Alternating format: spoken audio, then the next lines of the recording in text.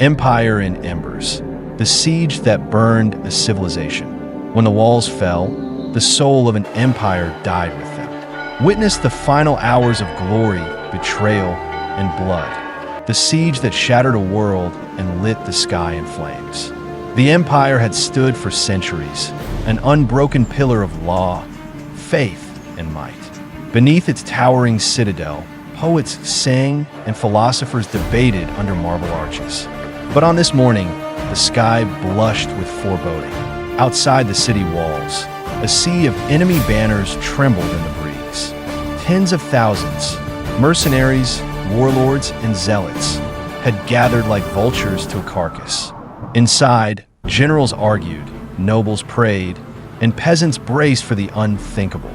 The emperor, cloaked in silver and sorrow, stared from the battlements, gripping his father's sword. This was not just a siege. This was the final test of a civilization soul. And as the sun crested the horizon, the city held its breath. The drums of war had begun to thunder. The embers of empire would soon rise. They came not as liberators, but executioners. The coalition that stood before the empire's gates was forged in hatred and revenge. Disgraced princes, desert raiders, rival kingdoms. Their armor mismatched, their faces painted with ash. What united them was one goal: burn the capital to the ground. Their war machines roared to life, trebuchets lobbing fireballs, battering rams creaking forward. Inside, the walls trembled with each impact. Scouts brought grim reports. Enemy tunnels were being dug beneath the city. A storm of iron and fire was gathering.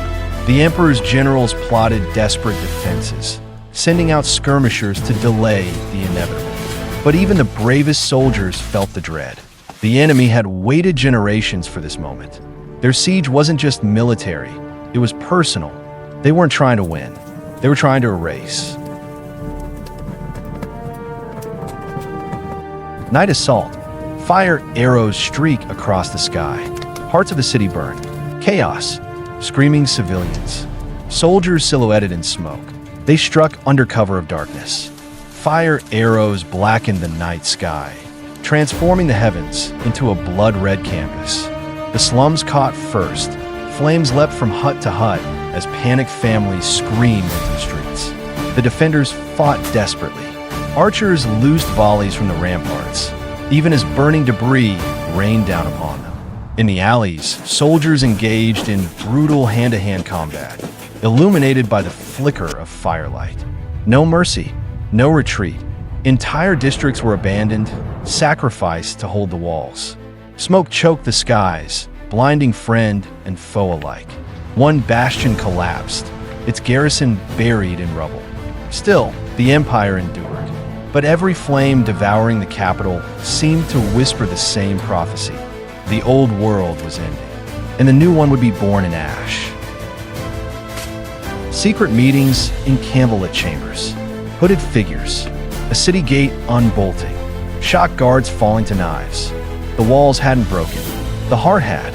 As hope dimmed, whispers grew louder. Treason moved in the shadows. One noble family, ancient rivals of the emperor, struck a deal with the enemy. Under the veil of diplomacy, they opened the gates. Elite enemy troops surged in, catching the defenders off guard. Blood ran in the marble hallways. The palace guard fought valiantly, but betrayal had tilted the scale. The emperor's youngest son was slain trying to defend the inner gate, his sword never leaving his grip. The betrayal fractured the chain of command, sowing chaos in the capital's defense. What the enemy couldn't conquer by siege, they now claimed through treachery. The empire's foundations didn't crumble from fire or steel, but from trust shattered like glass. The emperor in full battle regalia, rallying his last forces amid ruins. Slow motion sword fights, a final cavalry charge. All paths led to ruin. The emperor knew it, yet still, he refused surrender. Wearing the armor of his forefathers, he mounted a white horse and rallied the remaining defenders. If this is the end, let it be legendary, he declared. What followed was the most defiant last stand history would forget. Street by street, the defenders fought like lions. Old men, teenage squires, wounded veterans. The emperor himself cut down 5 enemies at the palace gate. Cavalry burst from hidden alleys, routing enemy flanks before vanishing into smoke. The invaders, expecting collapse, met resistance fueled by fury and pride. Bodies piled high, blood soaked the flagstones. It wasn't enough to save the empire, but it carved its name into history's bones. Peace City in ruins, smoldering temples, statues toppled, survivors weeping in silence. Slow pans across charred remains. The sun rose again, but not on a city, on a graveyard. The enemy had won, but the cost was monstrous.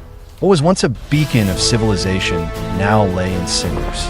Its libraries were turned to smoke, its temples cracked and looted. The emperor's body was never found, though legends say his sword still glowed red in the ruins. The victors planted their banners high, but found no joy. They had destroyed a rival, but inherited a void. Civilization is not just buildings and kings, it's memory, belief, soul, and that had perished in the flames. The survivors spoke of omens, of weeping walls, of spirits rising with the smoke. The siege ended a city, but awakened a myth. Montage of burning city fading into ancient scrolls, ruins explored by future generations. Rise of Phoenix imagery.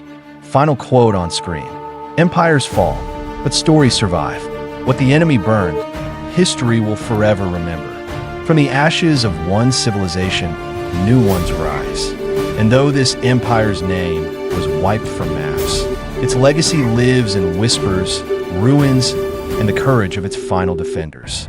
You've just witnessed the fall of a world, but also the birth of legend. The siege that burned a civilization didn't end it. It immortalized it.